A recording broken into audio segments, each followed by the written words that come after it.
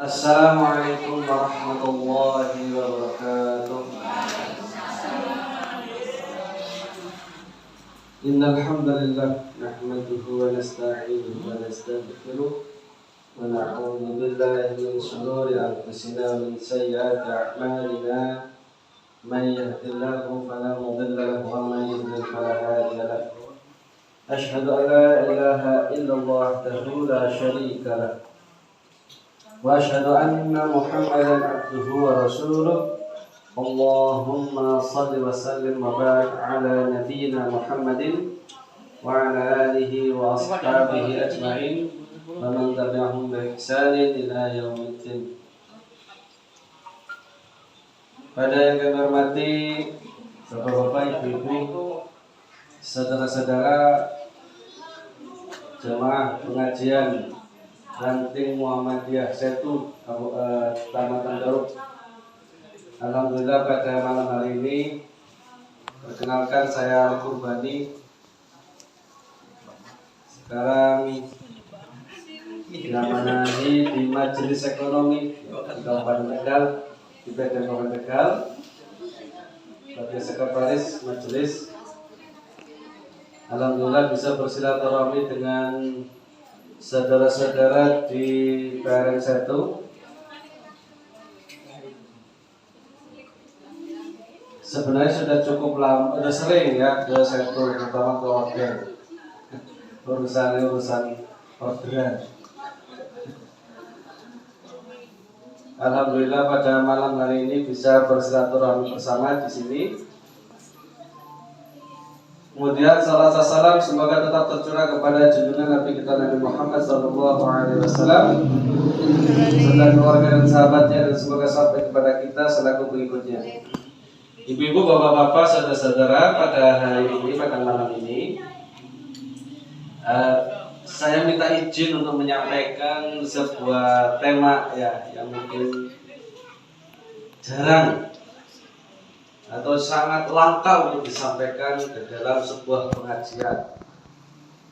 Padahal ini bagian dari salah satu kita ingin meneladani Rasulullah di dalam penyembelihan. Kita sudah sering mengadakan Idul Kurban, di mana ibadah utamanya adalah menyembelih hewan. Pertanyaannya adalah, sudah mengilmui atau belum di dalam fikih penyembelihan? Sementara kalau kami perhatikan, kebanyakan para dai, para ustadz menyampaikan fikih kurban itu seputar dengan atau seputar hukumnya. Jadi misalkan kalau sapi boleh patungan tuh 7, terus hukumnya bagaimana, pendapat para mazhab. Nah, pada malam hari ini saya sedikit agak berbeda karena berkaitan dengan, saya namakan fikih terapan. Terapan itu ya praktek, fikih-fikih yang berkaitan dengan praktik di lapangan berkaitan dengan penyembelihan. Saya sebut fikih terapan penyembelihan. Nanti kalau ada waktu saya tambahin lagi tentang manajemen penyembelihan.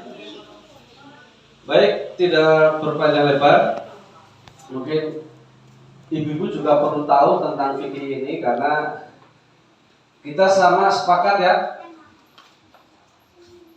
titik halal dan haramnya hewan yang kita potong, kita konsumsi dari hewan ya, ada ayam, kemudian ada kambing. Yang melalui proses penyembelihan adalah di mana titik halal dan haramnya ada di saat sembelih. Jadi saat yang kritis karena menentukan status daging itu halal atau haram. Dan inti ibadah di dalam kurban maupun akikah adalah di penyembelihan. Pertanyaannya adalah, kalau kita melihat secara umum, biasanya yang bertugas untuk menyembelih itu siapa? Ustaz, ada nggak? Ustaz, iya nggak? Kalau sapi siapa ya? Biasanya Ustaznya pada mundur. Kayak bahas ngawaknya keker. Iya nggak? Kasih anak tatone. Iya nggak? Kasih badannya rada gede. Padahal, lepas tadi ingin sapi ya. Biasanya ini wedus tawani, tapi yang sapi kan baik. Seringkali seperti itu. Nah, mari kita belajar tentang fikih tentang praktek penyembelihan. Ini salah satu dalil perintah kita untuk melaksanakan kurban. Ya, ibadah kurban adalah persembahan terbaik seorang muslim kepada Allah Subhanahu wa taala. Maka semestinya ibadah mulia ini dilakukan dengan cara yang benar agar amal ini diterima. Sepakat sedulur? Ya. Kemudian dan yang kedua, ini dalil tentang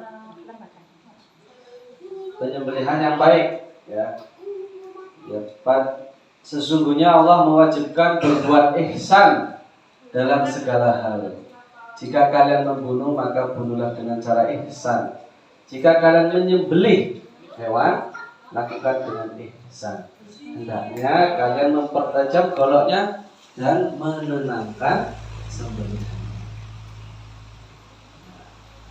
Kita akan bahas detail ya.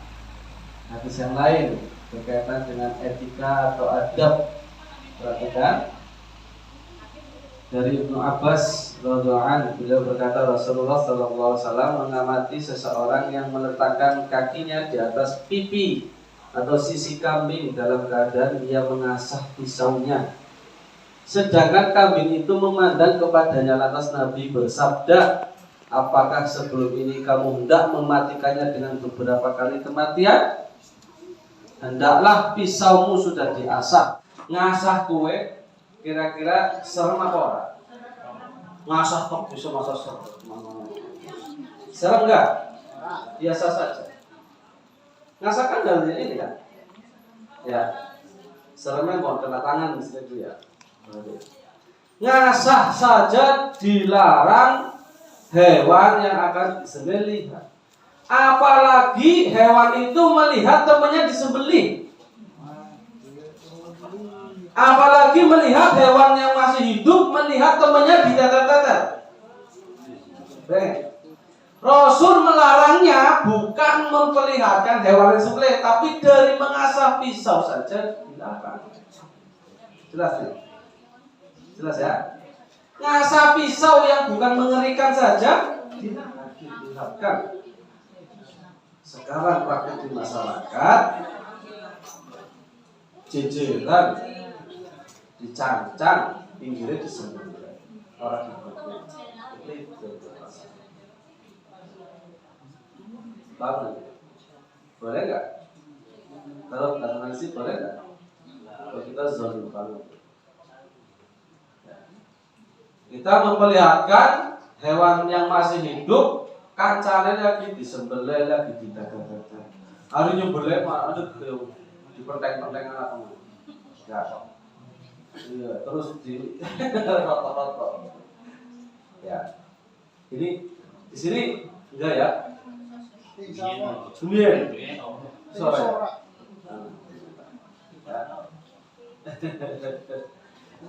Hati-hati. Ya, mari kita ya, ini indahnya Islam tidak cuma berbicara adab terhadap sesama manusia ya. Kenapa ini perlu? Nanti ada alasannya. Nah, ini selesai.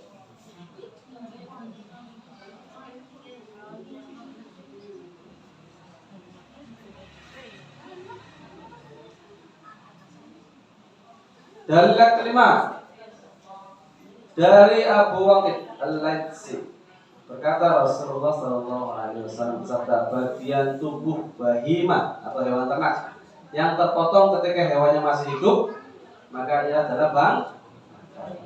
Maka harus hati-hati pada saat netel, pada saat mulai motong, mulai nempel. Pertama sih dipotong apa tulisannya? Dasar. Sirah ya. Dipotong bukan bisa. Dasar terus dipotong.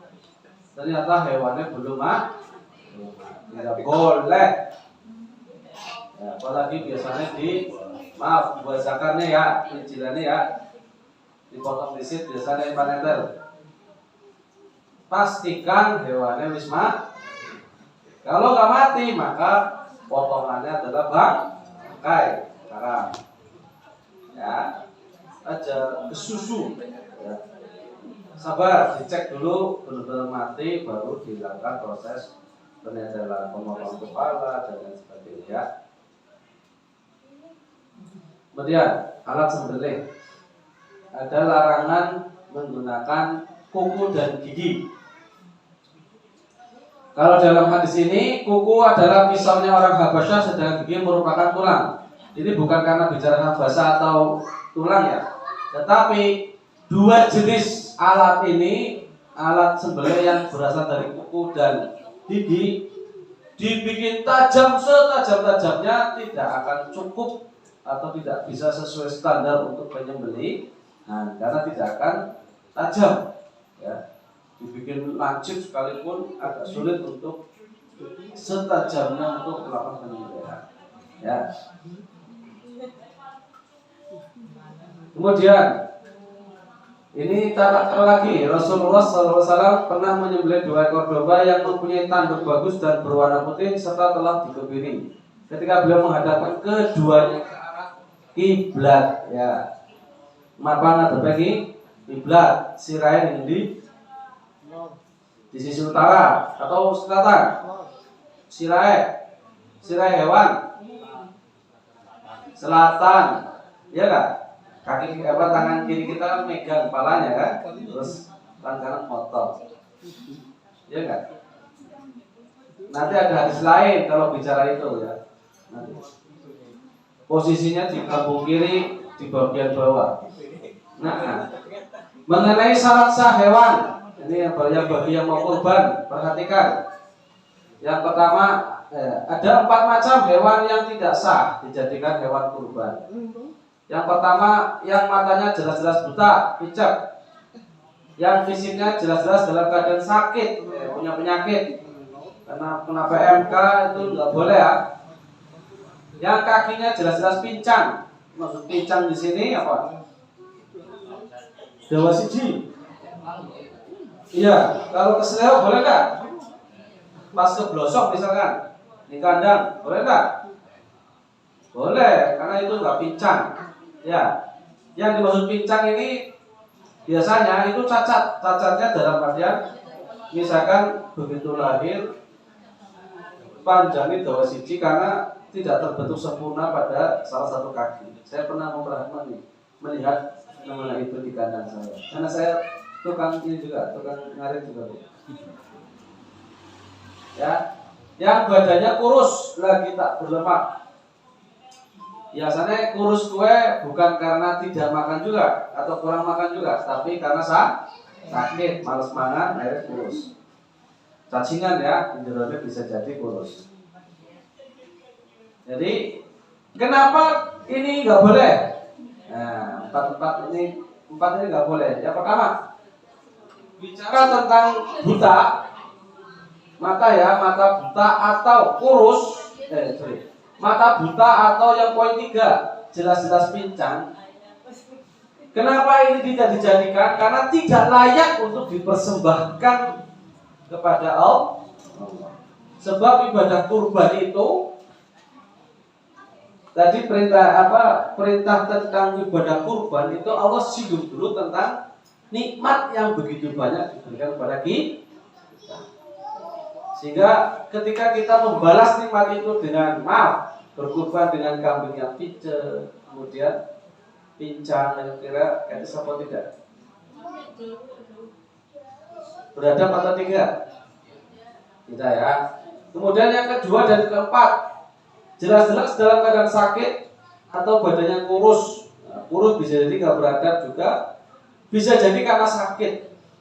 Bapak Ibu, sakit itu kondisi kambing sakit ketika disembelih maaf ya, ini pengalaman saya pertama nyembelih itu darah tidak akan keluar secara maksimal dari dalam daging, sehingga akan tersumbat di dalam daging. Jadi darah ini nyumpel di dalam daging. Paham ya? Maka anak istilah mampu sumbelannya boleh. Nah, bisa jadi salah satu faktornya karena Nah, kenapa ini nggak boleh dijadikan kurban? Karena ketika sakit kemudian disembelih dan banyak darah yang tersumbat di dalam daging, kemudian kita konsumsi, artinya kita mengkonsumsi darah atau bukan? Konsumsi darah. Cuma orang katon umpetan tidak. Darah hukumnya apa, Bapak Ibu? Makanya nggak cukup. Ya, jadi alasannya ini logis. Kalau syarat sah hewan ini penting. Menyembelih harus memastikan hewan kurban yang telah memenuhi syarat-syarat sah atau syarat-syarat musinanya. Musinanya unta itu minimal 5 tahun. Sapi atau kerbau berusia 2 tahun, minimal 2 tahun. Kalau kambing minimal setahun. Domba ada istilah diperbolehkan jazaah jika sulit mencari yang musinah. Jazaah itu sudah melewati 6 bulan. Perhatiin. Untuk kambing setahun gampang ya. Kalau orang Jawa orang kita menyebutnya kupak. Kupak itu sudah di atas setahun, bisa 1,5 tahun. Nah, sapi perhatikan. Sapi yang berumur 2 tahun itu standar harganya berapa ini? Yang punya sapi berapa? Sapi 2 tahun standar harganya berapa minimal? 2 tahun 21 juta. Sudah 2 tahun Pak ya. Untuk beberapa jenis sapi ada yang sampai di atas 21 juta. Kalau sapi metal berapa kira-kira? Bisa di atas itu ya. Ya, sapi apa? Ada istilahnya limosin, siapa mas? Si metal apa lagi? Berapa? Hati-hati. Pokoknya ngejar yang usianya 2 tahun. Kalau bicara di pasar, sapi yang banyak jenisnya itu metal ya. Metal. Itu rata-rata bisa di atas 24 juta. Ya, 24 juta.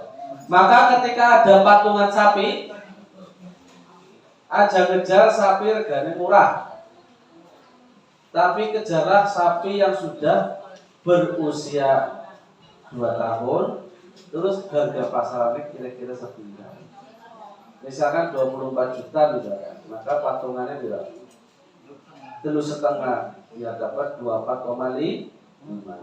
Jelas ya? Aja ngejar sih 3 juta. Di tempat saya sudah 3,5.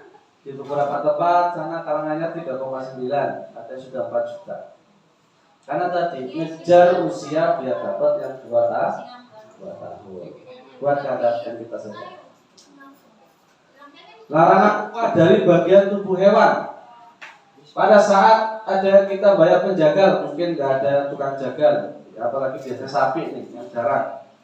Kemudian kita bayar jagal itu, maka pakai uang di luar bagian tubuh hewan. Standar kira 500, terus jagalnya nawar 400 baik, tapi tidak sih kerja. Boleh lah.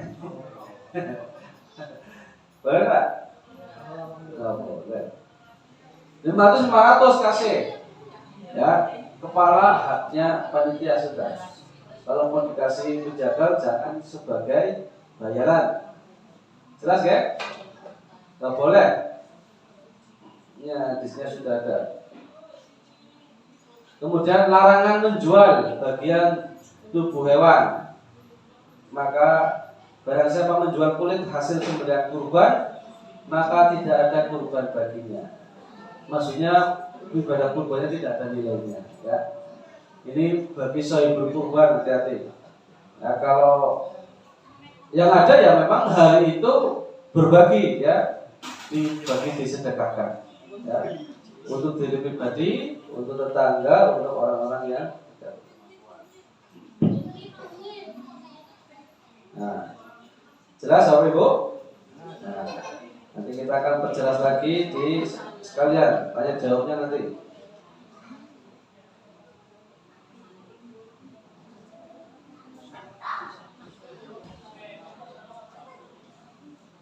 Ini tentang manajemen penyembelihan. Perhatikan.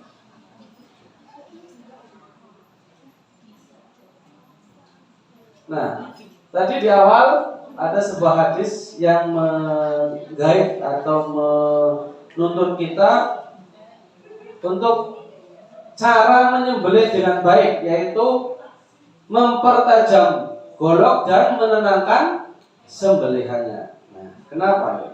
Jadi ada dua faktor utama, yaitu ketajaman golok dan ketenangan hewan. Seberapa penting dua faktor utama ini? Yang pertama, ketenangan dan ketajaman golok ini, jika dua faktor utama ini tidak tercapai, maka daging yang dihasilkan dari penyembelihan berkualitas rendah. Artinya tidak baik untuk dikonsumsi karena mengandung darah yang terperangkap di dalam daging. Kenapa? Ketika goloknya nggak tajam, kemudian proses sembelihannya akhirnya si hewan merasakan sakit, kemudian dia akan gagal menahan sakit itu, yang menyebabkan darahnya itu tidak akan keluar karena sebab di dalam daging. Ya, dan satu sisi juga kita menyakiti si hewan. Ya. Dan yang kedua, ketika tidak tenang, penyebabnya banyak nanti disampaikan. Ketika hewan itu tidak tenang, sehingga dia akan tegang, dia akan stres. Bisa karena melihat temannya disembelih sudah takut duluan. Makanya saya ada larangan, nggak boleh memperlihatkan asal pisau. Ya. Melihat temannya disembelih tenang, kemudian cara menjatuhkannya kasar. Dipegangi, ditarik-tarik, ditenteng. Ya, kasihan sekali. Sehingga sama, dia akan stres, sehingga darahnya itu akan tersumbat atau akan nggak keluar 100% pada saat dipotong. Sinilah fenomena daging bau perengus pada kambing atau daging cepat busuk akibat proses penyembelihan kurang baik. Dikarenakan kandungan darah dalam daging. Nah, hukum asal darah adalah hak. Termasuk tadi yang disampaikan, hewan yang sakit kemudian disembelih akan menghasilkan daging dengan bau perengus yang kuat dan bau tidak sedap sehingga mudah cepat busuk. Ya, jadi artinya itu. Jadi adabnya tanpa memerintahkan untuk mengasah pisau tanpa memperlihatkan kepada hewan. Sehingga memperlihatkan proses asal saja dilarang. Ya, padahal bukan suatu hal yang mengerikan. Maka kita jangan sampai memperlihatkan proses penyembelihan, penetelan, pemotongan daging, pencacahan tulang dan lain-lain. Karena hal tersebut mengerikan dan akan menyebabkan stres, sebuah ketakutan pada hewan yang menyaksikan. Hewannya masih hidup, ya.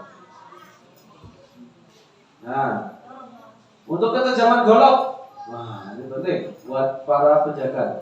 Juga panitia juga harus memperhatikan apakah golok yang dipakai penjaga itu tajam atau tidak. Siapa yang biasa bertugas sebagai jagal? Di sini siapa? Siapa? Orang angkat.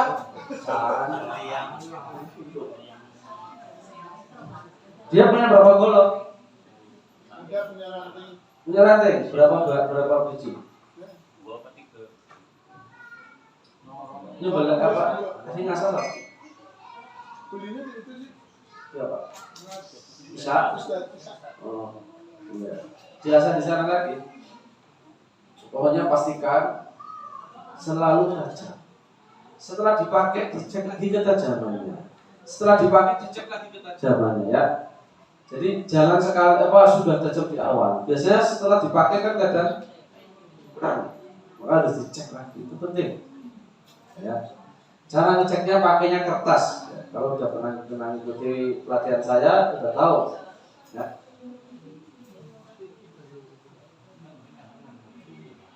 Nah, saya nggak mau bahas masalah ketajaman, ini bahas masalah ketenangan yang penting semua. Faktor yang menyebabkan hewan stres, tidak tenang, ya. Karena kalau tidak tenang, stres, tegang, maka sembelihannya nggak baik, ya. Sesuai hadis. Yang pertama, baru turun dari perjalanan dan menempati lingkungan yang baru, maka sebaiknya hewan yang akan disembelih, wis ditekakkan sehari sebelumnya, sehingga dia sudah beradaptasi dengan lingkungan. Wabil khusus sapi, ya. Karena kalau baru turun, terus baru lingkungannya anyar, paling agak nonton, terus berisik, ya itu suka ya.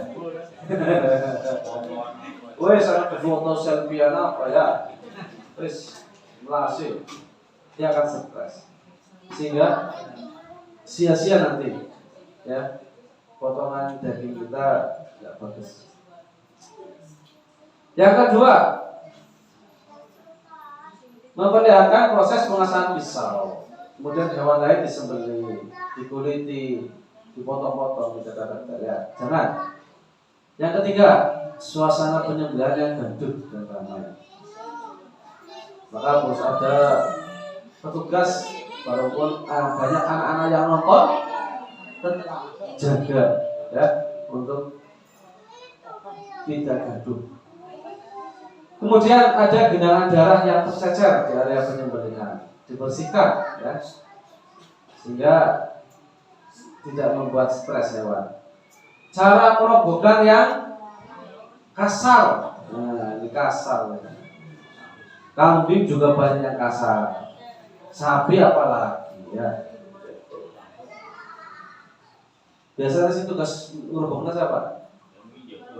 Sing jelas bukan penjaganya kan, biasanya kan? Penjaganya ucap-ucap kita kok, usia beli tekal ya kan? Nah yang biasa ngerobohin siapa?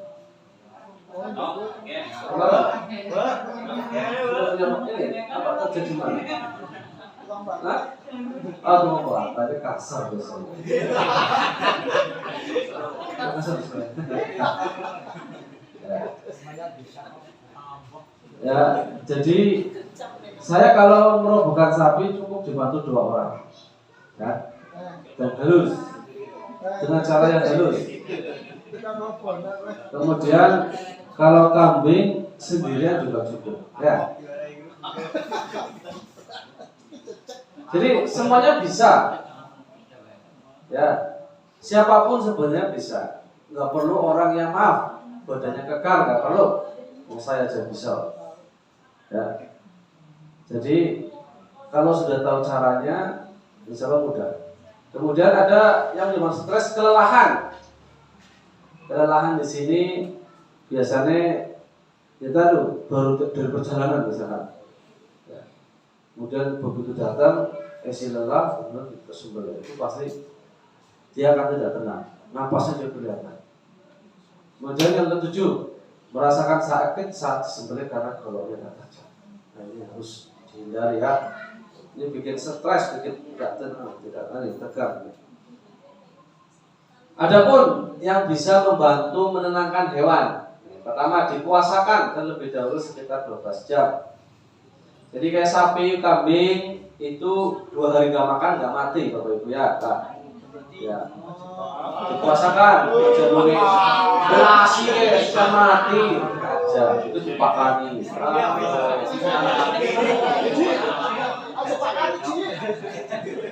Puasa baik misalnya esok disembelih, maka makan malam tidak usah dikasih. Ya. Sore darah apa sore secuil baik.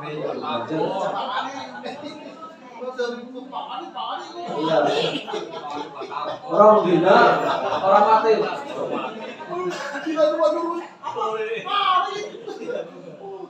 Ya. Perlunya dipuasakan biar apa? Memang secara fisik nanti akan lebih tenang. Dan apabila saat dirobohkan, terutama sapi juga dia akan lebih nurut, ya. Orang melawan. Ya, terus, rewel kan sing duwe salah.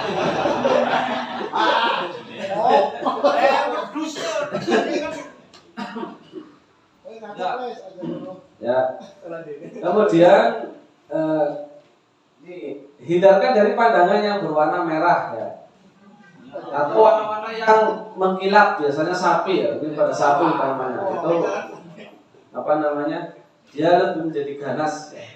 Sama kayak di Banteng Matador kan, pakainya merah terus rada mengkilap kan, ya. Memang benar, ya. Saya punya pengalaman sapinya meledak akhirnya. Kemudian yang ketiga, komunikasi dengan hewan sebelum dirobohkan, baik dengan doa maupun kata-kata. Tetap bisa. Jadi kita berkomunikasi dengan bahasa kita. Kambing atau sapi, kita berkomunikasi. Kita komunikasi, kita robohin bentar ya. Bisa paham. Itu kuasa Allah ya. Ternyata begitu ya. Saya juga sama. Kemudian membacakan salawat Nabi, kalimat-kalimat yang baik, ya, pendengaran kalimat thayyibah itu bantu menenangkan. Jadi proses ini dilakukan pada saat merobohkan, kan menenangkan kan sebelum disembelih, ya. Nah, baru setelah siap disembelih, baru doanya adalah Bismillahirrahmanirrahim. Ya. Kemudian yang keenam, menekan bagian punggung pada kambing atau domba. Sebagaimana Rasulullah pada saat menyembelih, cara beliau menenangkan adalah Rasulullah SAW berkorban dengan 2 ekor domba. Aku lihat beliau meletakkan kaki beliau di leher hewan tersebut, kemudian membaca basmalah. Maksudnya di leher itu di bagian punggungnya, ya, bukan di leher. Karena hadis ini kan disaksikan oleh Anas. Anas menceritakan oleh Anas. Anas melihat bisa jadi lihatnya dari sini atau dari sini. Makanya kalau salah pun kata-kata itu di leher. Maksudnya di punggung, ya. Tata cara menyembelihnya, ini yang penting. 3 saluran utama itu putus, ya. Saluran napas, saluran makanan, sama saluran darah. Saluran darah itu ada 2 ya, pembuluh balik dan pembuluh vena, arteri dan vena, ya.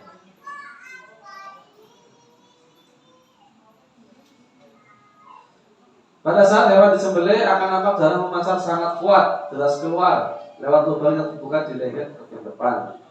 Darah memancar kuat karena jantung berdenyut menarik darah dari semua bagian organ dan memompanya keluar tubuh.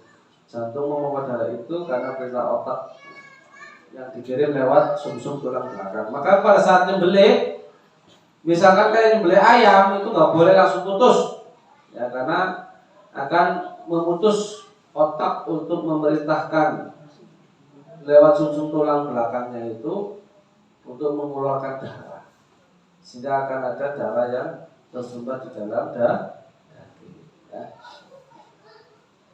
Yang hewannya kambing kayak orang putus, namanya sapi, ya. Tata cara menyembelih, kondisi leher ditegang, dipantengin, penting ya. Biar prosesnya cepat untuk memutus. Tapi kalau nggak manteng, meluyuri apa ya? Ini mesti panteng. Ya. Ini praktis banget. Kalau saya jawab silakan. Intinya yang paling penting adalah proses pemotongan urat. Ini yang tadi urat-urat tadi, pemotongan pembuluh itu maksimal 3 detik harus terputus. Ini berdasarkan penelitian, sehingga hewan itu tidak merasakan sakit.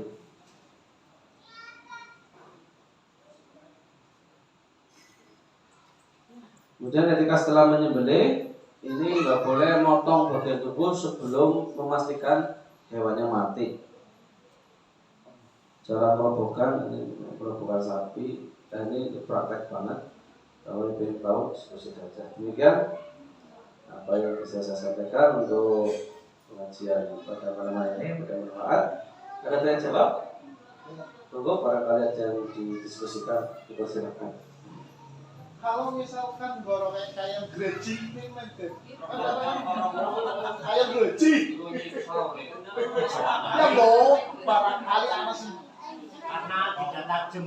Iya. Ya, Ya. ya tadi efeknya dia merasa sakit, dia akan menegang, tenang, tidak tenang, stres, kambingnya. Berarti tidak boleh ya? Nggak boleh. Status. Hukumnya, Ya, memang secara hukum masih diperbolehkan, masih diperbolehkan. tetapi dianggap tidak baik. Tidak baik ya. Tapi setelah Makanya saya bicaranya tadi kualitas daging yang dihasilkan itu jelek, buruk. Ya sejatinya kenapa bisa jadi buruk? Karena ada darah di dalam daging. Karena Rasulullah tidak menginginkan umatnya makan darah. Ya, mengkonsumsi darah haram. Kenapa ada darah tadi? Karena golongan tajam sudah harus begini-begini. Berkali-kali prosesnya lama sampai lebih dari 3 detik, ya bisa lebih. Atau karena hewannya stres, tidak tenang. Maka proses cara menyembelih cuma 2, menenangkan dan menajamkan gol. Ya. Nah, tadi kan katanya tidak boleh binatang itu melihat ya. Ya. Tapi saya lihat di video ketika menyembelih unta, hewannya dijejer, jalan. Tidak beradab. Tidak beradab. Ya itu kan kembali kepada si mereka sendiri. Tidak sesuai syariat kan? Dia masih begini. Iya. Berarti tidak boleh ya. Tapi dia kalau makannya ditutup. Oh, Bisa aja kalau makan tutupin boleh. Misalnya, oh nyata nih digoyang kalau lagi kelanjutan misalnya kok praktek kok. Boleh kalau makan ditutup boleh. Kan sisi-sisi ya. Nah kalau kayak kambing kan bisa tutupi sarung lah saudara. Gampang. Anak petugas menutupi. Nah. Ada lagi? Praktek motif. merudet maning. Bisa banget praktek ya. Merudet maning.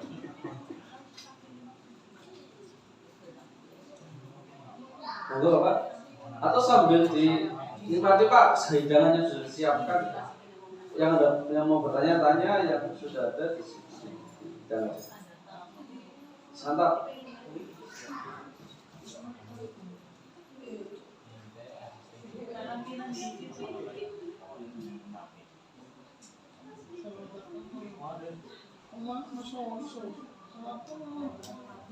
Oh, tak ora takon, Praktek takon. ada itu giliran.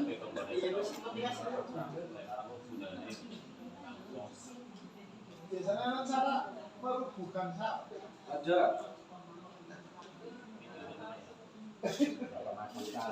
Gini Pak, petugas yang disiapkan belajar. Silakan datang ke rumah. Ya. Jadi tim yang akan merubuhkan itu semua bisa, anak-anak muda juga bisa. Nggak repot, nggak sulit. Yang penting tahu nanti caranya bagaimana. Tidak ada praktek. Silakan.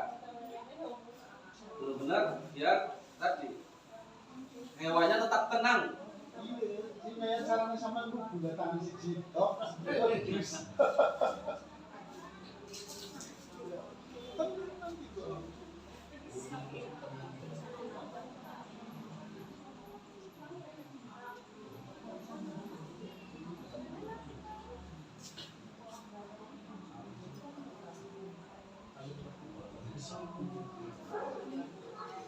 Contoh. Cewek kan itu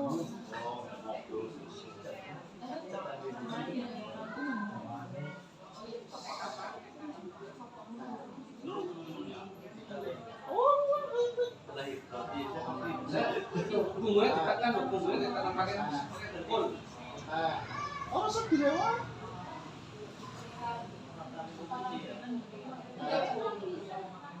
Ah, nggak ilmu kayak orang ah.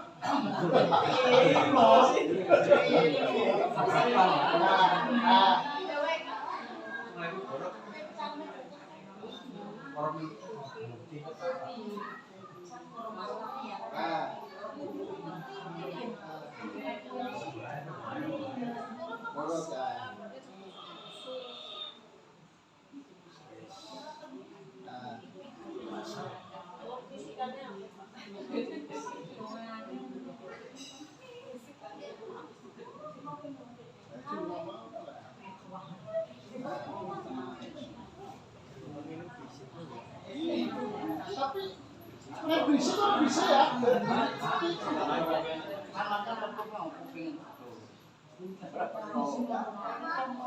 Ini kan karena kalau berisik. Akil mana akil? Nonton aja sebenarnya. Sini Akil. Iya. Sini.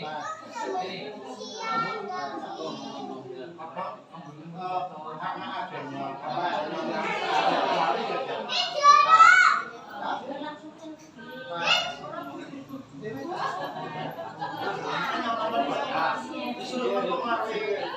Kudune aja lagi nonton.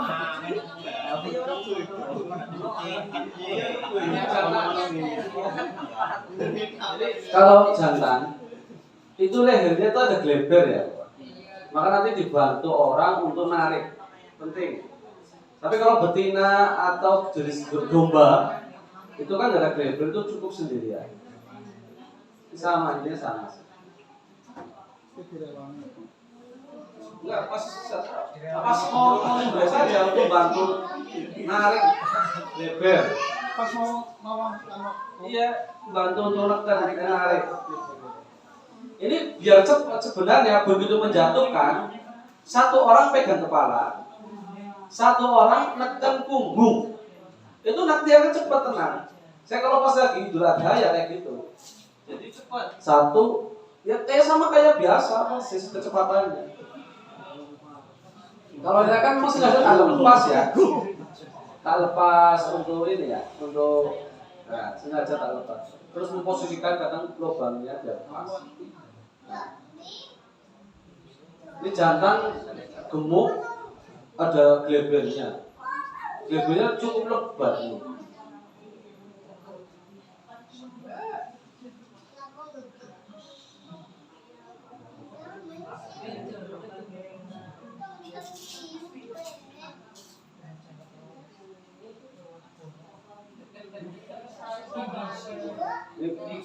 Lehernya mau gleber.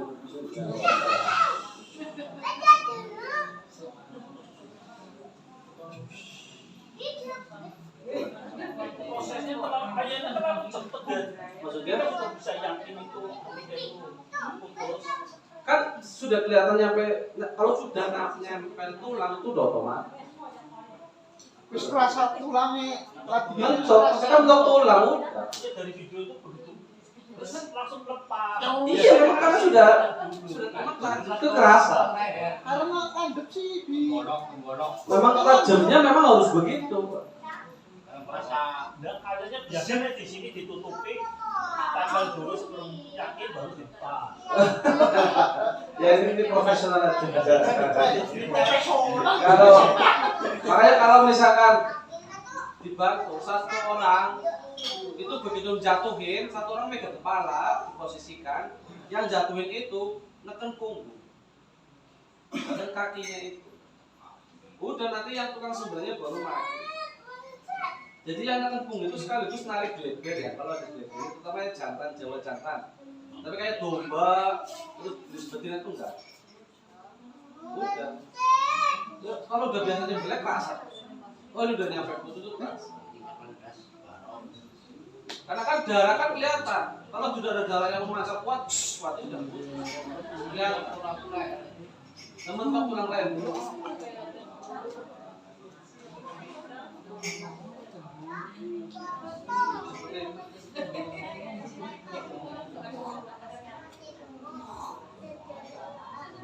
Monggo ada lagi.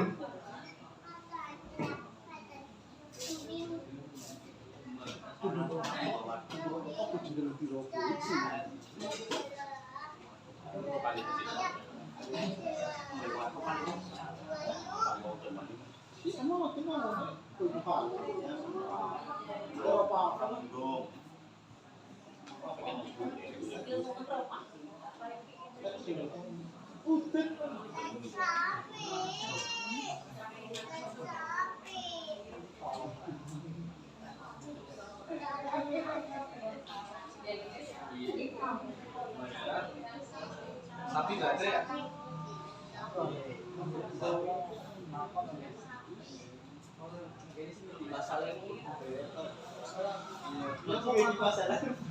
Oh, mana? Masalahnya Terus apa enggak? ya masalah stresnya kemungkinan stres soalnya apa?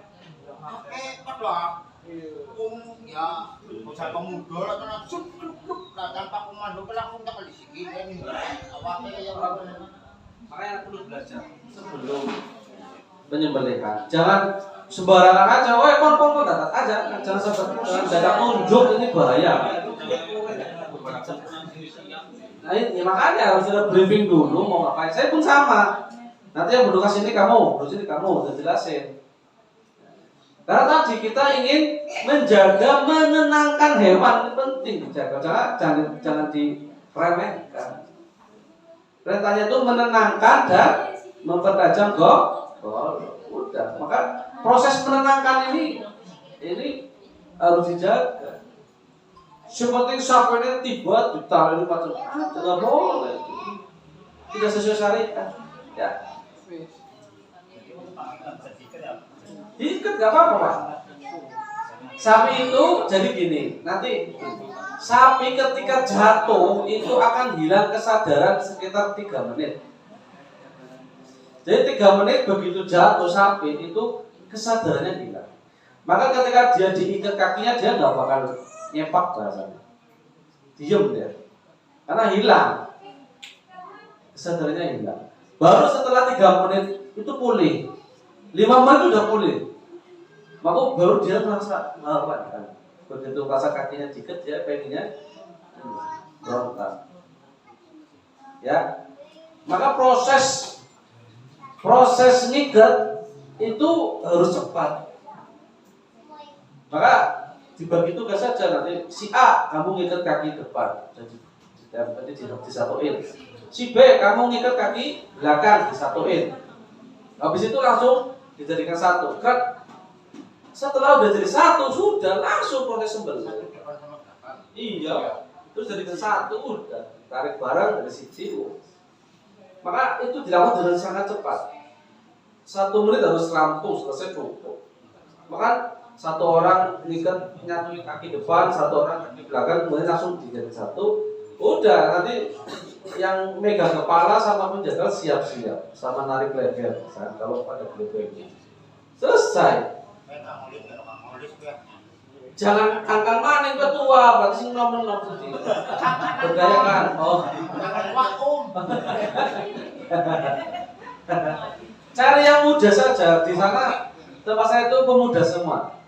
Ya. Khusus jatahnya pemuda. Dua nih. Ya, pemudi berarti kalau nggak berani. Jelas ya? Ada lagi?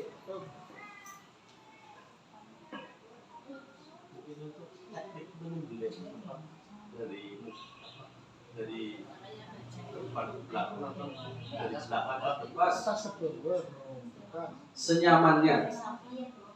Boleh dorong, boleh narik. Boleh narik juga penak bagi yang biasa narik, dorong kepenak bagi yang biasa dorong. Dan yang penting targetnya, terutama kayak sapi ya Pak ya, yang rada tebal, itu 3 detik sudah selesai. Mau terserah mau narik, mau dorong, mau begini-begini, yang penting 3 detik sudah selesai. Ya, ya, nggak apa-apa.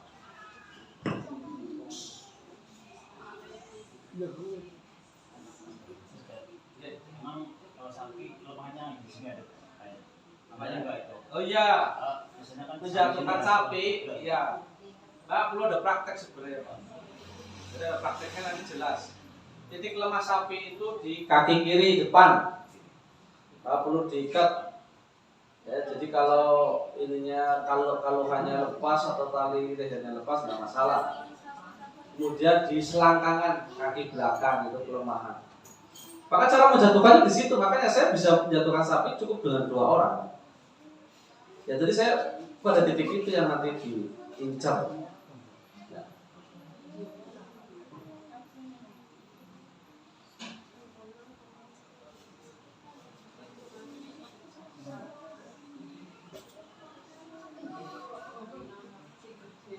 Ada lagi?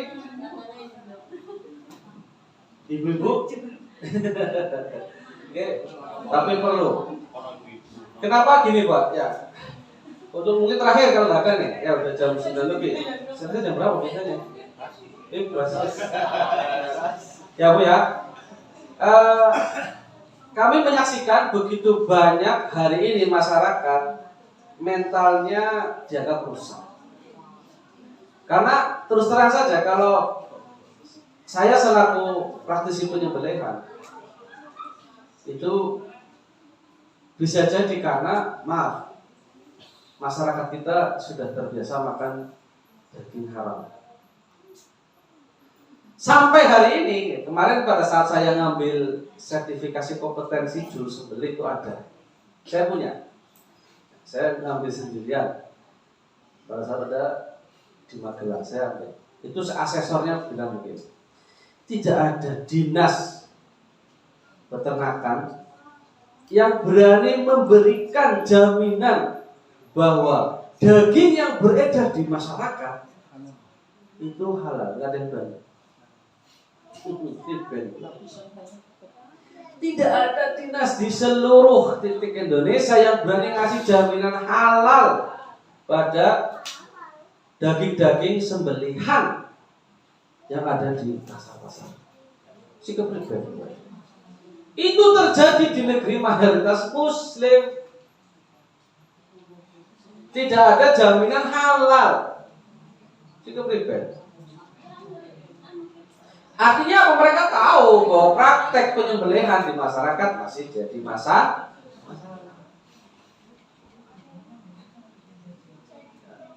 Tukang jagal sapi kerjanya bengi-bengi, ya.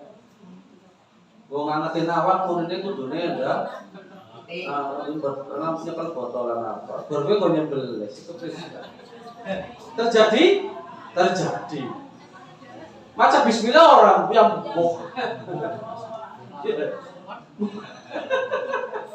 nasi kenteng kan? Ya. Dan itu fakta. Ya. Ayam, coba aja kalau perhatiin beli di pasar atau apa. Lihat sembelihannya. Bisa jadi muncul dong. Ternyata ayamnya wis mati disit sebelum disembelih. Kan banyak. Ya enggak? Sehingga cuma formalitas doang, gitu kain doang ini. Motongnya orang nyampe urat, orang nyampe apa pembuluh darah, cuma di kulit itu. Kejadian banyak. Macamnya sudah tidak macam bohong. Padahal titik halal haramnya disembelihan, baca bismillah apa sih?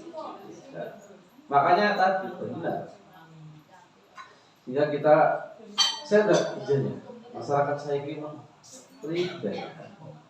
Bisa jadi ini salah satu faktornya mereka makan barang bukan hanya dari mungkin cara perolehannya ya. Kalau kita masih bisa menjaga lah cara memperoleh. Tapi apakah kita bisa menjaga ketika kita beli ayam di pasar, daging sapi di pasar halal atau haram? Nah ini kan kita nggak bisa kontrolnya kan? Itu masalahnya. Ya, maka ibu-ibu nih buat saran saja, ketika ada mau beli ayam misalnya ya, beli ayam, pastikan yang nyembeli siapa. Nah terus pedangnya bisa dipercaya apa tidak, ibadahnya baik apa tidak. Saya kalau nyembeli ayam ya saya lihat sebenarnya siapa. Beli ayam ya ayam lehor misalkan lagi ada. Saya biasa catering ya Bapak. Saya punya catering. Ada pesanan untuk lauk ayam. Ya saya lihat siapa yang nyembelih. Saya nyari. Ya ada ayam udah dapet. mereka yang memperhatikan ibadah. Maaf, saya di tim saya juga punya anak itu hakika. Tim tetel saya itu saya rekrut itu yang sholatnya nggak boleh. Bisa jadi ketika saya berhalangan yang boleh, mereka harus mengganti. Maka saya harus perhatikan ibadah mereka itu yang menjaga. Ya. Jadi memang ini bagian salah satu sisi dakwah yang belum banyak dimasuki, belum banyak diperhatikan terkait sama ketersediaan daging dengan jaminan halal. Ya mudah-mudahan nanti Muhammadiyah bisa masuk ke ya. Saya kemarin diskusi di majelis ekonomi apa kita bikin tempat potong hewan ini. Jadi buat ngastiin sumbernya dari kita, dari perusahaan yang kita bangun ini punya Muhammadiyah ini adalah semua sudah jaminan halal. Lama dinas saja nggak berani jaminan halal, gimana? Di masyarakat muslim lah, gimana? Ini dakwah masih luas ya Bapak Ibu ya. Demikian. Kalau tidak ada pertanyaan lagi atau mau belajar lebih banyak lagi, silakan datang ke kandang saya. Ya, ada di Bogares Kidul. Odeng udah biasa ke sana, dia bisa dibantu untuk ke sana. Jaminan janjian dulu barangkali saya di rumah ya. Insyaallah saya sangat welcome. Ya. Sejak 2017 saya sudah berkomitmen untuk mendakwahkan dakwah sembelih. Sebelum saya gabung dengan Juleha ya. Jadi ada komunitas namanya Juru Sembelih Halal. Berdiri tahun 2016. Saya belum kenal sebelumnya, saya baru kenal setahun yang lalu. Akhirnya udahlah saya gabung untuk memperluas dakwah saja. Ketimbang saya berdiri sendiri ya. Demikian yang saya sampaikan, mudah-mudahan bisa manfaat, mudah-mudahan bisa dipahami. Mohon maaf apabila ada kekurangan dan kesalahan. Assalamualaikum warahmatullahi wabarakatuh.